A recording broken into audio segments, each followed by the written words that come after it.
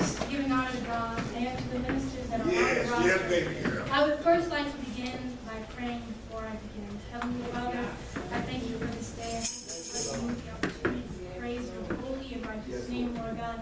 Thank you for allowing me to have a platform, Lord God, to give your word. Yes, Lord. I pray that you just please let me give the word to the nourishment of their spiritual bodies as well as mine and own, Yes, Lord Lord. God. Let it not be a service unto men, but as a tribute unto you, Lord God. And I pray in your son Jesus Christ's name that you rest, rule, and abide now and forevermore. Yes, Lord. Amen.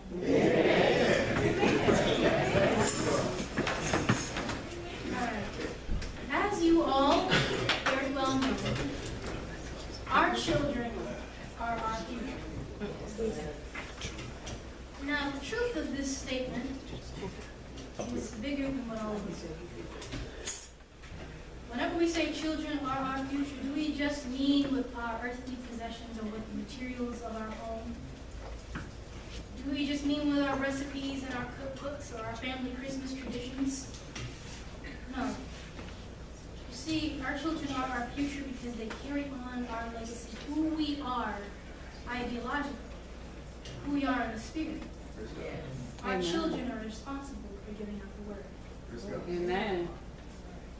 55 million. Now, I don't think any of you guys know what this number means to me, personally, but it is a very significant number. Can anybody take a guess at what it is? I'm gonna make this a little more interactive. 55 million. Does anybody want to take a crack at what it could be?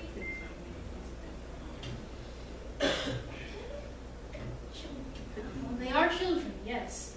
Right.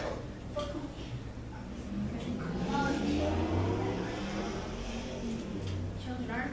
They are also that. I need a specific answer. Well, they could have been joy, yes. 55 million is the number of abortions that have been committed in the United States from 1973. 55 million children, and those are the only ones that we know of. That doesn't count the back alleys, the illegal ones, or simply the ones done under the table.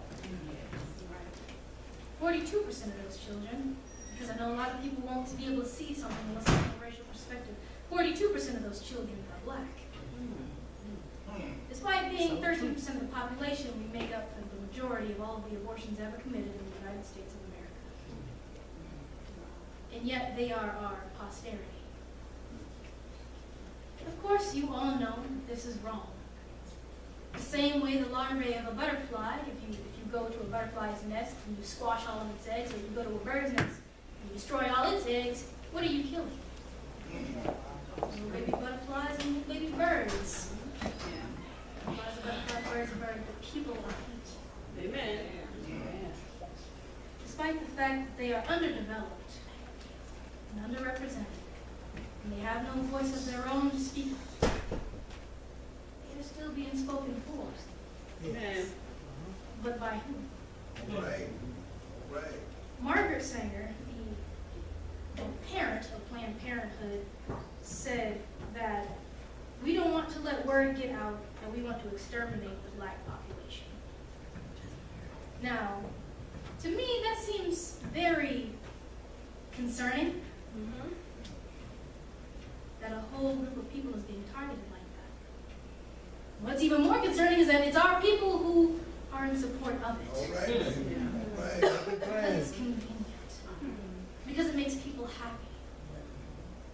Most of them aren't even committed because somebody is going through difficulties, just simply because they don't want to. 55 million.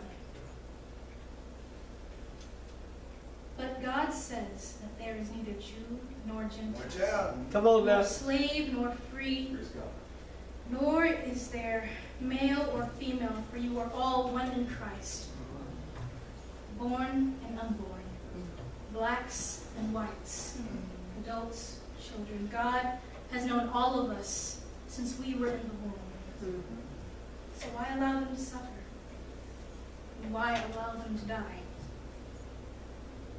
Because a lot of the time people don't know that this is evil.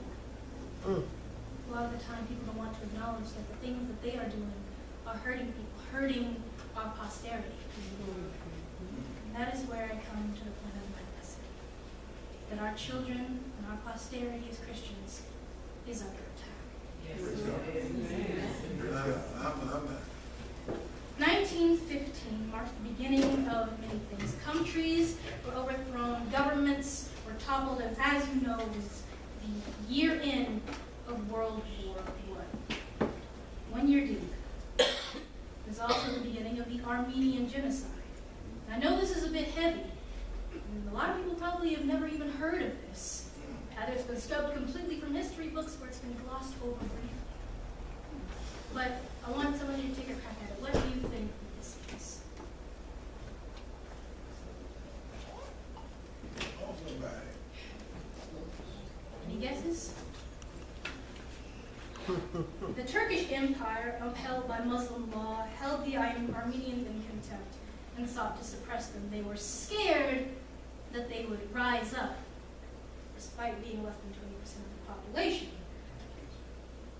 There was 2 million Armenians in Turkey. The Armenians were a Christian group. All of them were Christian. They sought to preserve Christian law. They tried to protect their Christian children. And they tried their best to live peacefully aside their Muslim brothers, quote unquote.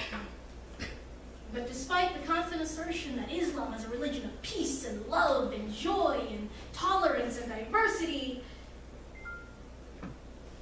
they saw fit to do with the Armenians as the Quran would demand. And the Quran did demand al-fitna. Allah is forgiving and merciful, so fight till there is no more al-fitna. No more transgressors, except for against wrongdoers, which includes the Christians and the Jews. So what do y'all think that means? To fight until there's no more transgressors. It doesn't say convert. It doesn't say invite. It doesn't say make them your brother. It does not say love them. It does not say speak good hope or love to them. What does it mean? Kill. And so they did. 1.5 million people. Men, women, children, old, young, it didn't matter. 1.5 million people were killed because they were Christians. 1.5, and this is before the Holocaust. Where do you think Hitler got his ideas from? The other 0.5 million were displaced and returned to their homelands in Greece and Armenia, never go back to Turkey. The thing is, this happened in the past, but it is still continuing today. Christians are under threat and under fire. Our children are under threat and under fire. Currently in Germany, you've probably heard about this, the influx of Muslim refugees into their country. Now, of course, the Germans wanted to be kind and loving and tolerant and allow them into the country, but everything has surely backfired because crime rates have went up. Over 402,000 of the crimes have been committed by these new Muslim refugees. Now, why do you think that? Germany, this entire time, has railed against Christianity, talking about how it's not inclusive enough, how it's not tolerant enough, doesn't let people do what they want, therefore it must be bad. And so they sought to take in every other religion that they could in the attempt to look better. But the thing about ideology is, it's not about wants, it's not about perceiving, it's not about doing what you want to do, it's doing what needs to be done. Right. Amen. And so as crimes have went up, so many unspeakable crimes have been committed in the past year alone, past 2 weeks alone in Germany. They can't even, lots of women can't even go outside anymore. That's right. They're so afraid. You know, people are too afraid to pray in their churches because they've been bursting in and starting fights and riots. And I'm not even going to talk about the practice of the mufti that's been going on. And I won't go into that because we have kids in the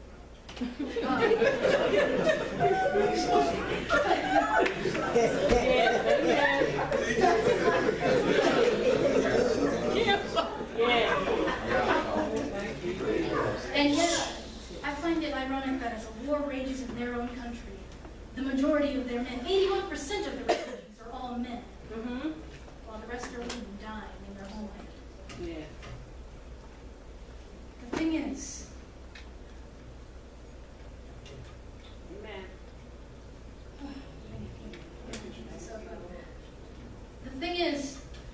aim is still true to the Quran. Their aim is to destroy those that are al-fitna, non-believers, ill-doers. But what we have to realize is they are targeting us. Mm-hmm. And I don't think you realize how important this is, because the thing is, at our schools, they are teaching this. Uh-huh. They are every day just talking about how we must be tolerant and inclusive of other people. To, of course, treat others as the way they want to be treated. But on the basis of what? It's not love. Mm-hmm. Merely tolerating someone isn't love. Right. You tolerate a dog that's nipping at your ankle, you don't love him. You might tolerate that fox that's open in your hen house, but you sure as heck don't love him. No. Come on. Of course, in schools, and especially in high school, they teach our kids to be in support of people like this. Despite the fact that their religion prescribes the destruction of us, of our people, despite the fact that their religion is openly against freedom and free speech, against women, against children, against everyone. Mm-hmm. They say, look, respect Sharia law. Respect the girls who wear the hijabs on their heads. Respect their religion, respect their belief. You have no right to judge, right? Respect people who want to get abortions. Respect them. It's their choice. It's their body. It's okay, right? Respect people who identify as a separate gender or species, because it's what they want to do, right? But the thing is, God has given us free will and judgment for a reason. Come on. Of course, whenever you see your friends drinking or doing drugs, right? Or even small stuff like cheating on a test, or taking somebody else's homework, or bullying them at school, you have made judgment on them that that is the wrong thing to do. Mm-hmm. You have made judgment on them. Now God, of course, only God can judge us, right? But He has given us reason for a reason. Amen. To judge so that we may judge every situation, so we may bring them where? To Him. Amen. That's the whole point of us being here on earth, is to bring people closer to Him. That's why we got to make judgment calls on our situations. Amen. The thing is about sin, if people don't realize that they're in sin, they won't change anything. God wants us to walk as if we have been forgiven, not as if there is nothing to forgive. Right. Amen. Because whenever we walk as if there's nothing to forgive, do we ever change? Of course not. We walk in sin, and then we stay in sin, and then we sin until we can't sin anymore. Right. That's the point of us being here, to stop that from happening. Uh-huh. The thing is, I see at school these kids are always taught tolerance and diversity, right? I had to watch a documentary the other day about a 52-year-old man, right? Had a wife, 7 children. Seven children. Like, think about this. I mean, you can have difficulty just with 1 or 2, but 7, right? And that's with your spouse, right? But he left them. He left them, right? You know why? Because he was tired of being a 52-year-old man. He wanted to identify as a 6-year-old girl, and so you know what he did? He lived out his dream. Left his wife and 7 children. As long as it's not hurting anybody, it's okay.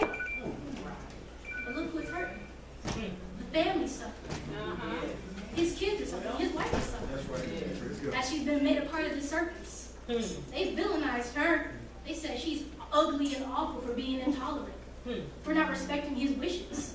Oh yeah, of course. You can call me ugly and intolerant too, because I wouldn't like it if some man left me with my 7 kids, got to pay for all of them, got mouths to feed. And you just want to go off and prance about in a little dress wearing pigtails, but you're like, not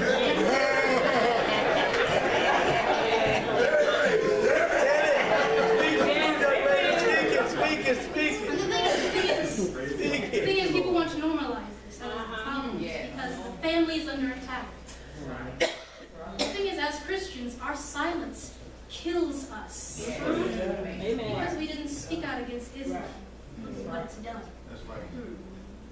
Look at all the attacks, all the assaults of the women, right? Amen.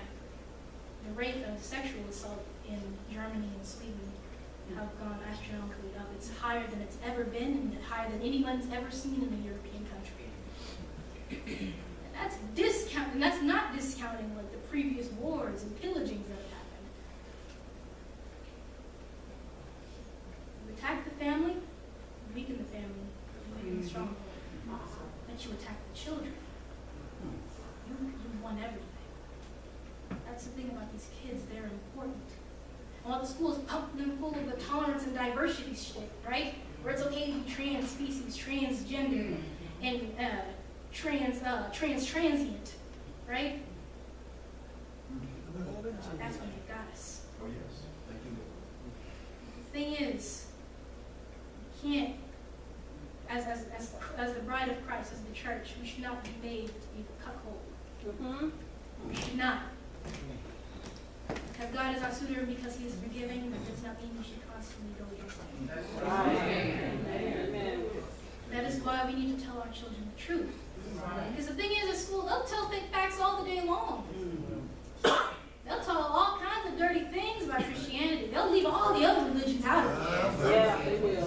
They'll support Islam, even though it's against everybody, against everything that they believe in. They'll tell them to support transgenderism. They'll tell them to support every vice under the sun, right? That's why we fight back. But the thing is, when we fight back, we should not do as they do. Eye for an eye, tooth for a tooth. Take it all and then some, right? But the thing is, we should be grateful that God has not judged us so harshly. Because it is for our transgressions that we are forgiven, because the law has changed. No more is behavior based on obligation or because we have to, but because we are charged and loved to. Right. That is why we are made aware that our world is so sinful, unloving, cold, and cruel. That is why whenever the wool is removed from our eyes, a lot of the time we get angry. Because the thing is, it's easy to get angry about this. Of course you should. Genocides of Christians are happening all over the world. A whole religion is out there trying to take everybody by storm, and nobody's doing anything about it. Of course it makes your blood boil. Of course it makes you angry. It makes you want to fight somebody physically. But it was not boiling blood that had saved us on Golgotha. It wasn't angry blood that saves us now. I know. A community cannot self-heal if it is self-loathing. A culture cannot be enriched by continuing its own poverty. Cherry-picking what you like in Christianity is not enough. You gotta acknowledge what's good, what's bad, what's sin, what's not. What draws you away from God, or what draws you closer. It's about accepting truth. And as long as our school systems pump our kids full of lies, that can't be done. The thing is, we must acknowledge our sources. We must love and we must forgive. But as we love and forgive, we should not forget that there is going to be a lot of offense taken. Yeah, yeah. People don't like it when you tell them what they do is bad. Come on. Tell somebody who's been drinking for, 10, 30 years, that, hey, maybe you should probably stop, right? Doesn't matter how nice you tell them, they're gonna get offended. Same thing for that friend who's cheating in school, right, on math tests, or that friend who's kicking somebody, beating somebody up at recess. If you tell them that what they enjoy doing is bad, they're gonna get mad. And it's our job to what? I'll tell them. All right, Judge. I wouldn't tell you if I didn't love you. Sorry. I'd let you run off the cliff if I didn't love you. I'd let you keep drinking and drugging and doing all your stuff on the internet if I didn't love you. So my only charge to you is to not ignore our wrongs. To be aware of your surroundings. Be aware of the sin that is around you. Because though, yes, it is in God's hand and though it's not a matter of politics, right? It is a matter of us being aware of what sin is there and if we are actually supporting it. If you can find any way to pull back your support from something that's promoting sin, find that way. Fight it off. Love, forgive, and truly repent.